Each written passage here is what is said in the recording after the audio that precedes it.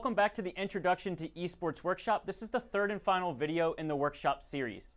In part 3 of this workshop series, we'll talk about slides 16 through 19, help you understand who's watching esports, and then discuss revenue sources, both for players and for the entire industry. In the last video, we ended with the year-over-year growth in Twitch viewership. This growth is due to the increased awareness of esports globally.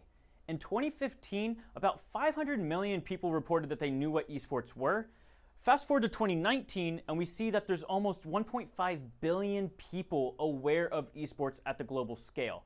There's no stats out for 2021, but I can only imagine that this number has exponentially increased in the last couple years, especially since the industry has moved more and more digitally due to the global conditions. These esports fans and enthusiasts are typically male and aged between 18 and 34 years old, but we have seen year-over-year growth in the amount of women that identify as esports enthusiasts as well. The consumption for these enthusiasts is typically on a mobile device, desktop, or laptop. We seldom see people consuming esports on a traditional media such as a television.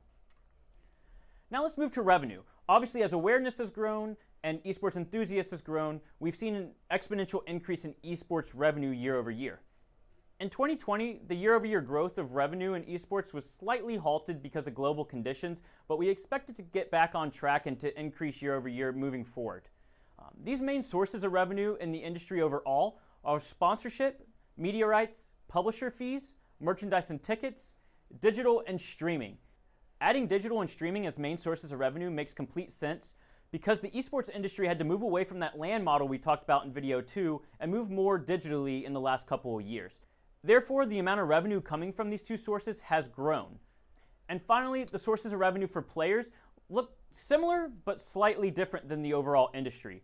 For example, one of the main sources of revenue for players is also sponsorships. We see that being the number one source of revenue for the overall industry is partnerships and sponsorships. We also see that being the case for individual players or content creators.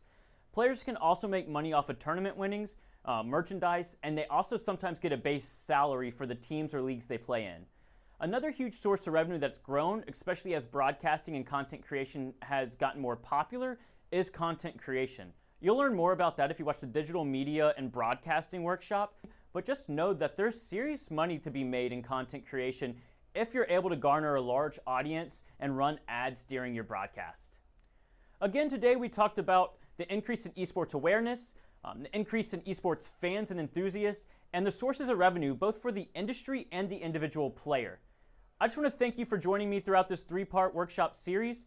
I hope to see you again in another one of our workshops, but until then, keep seeking to learn through esports and gaming.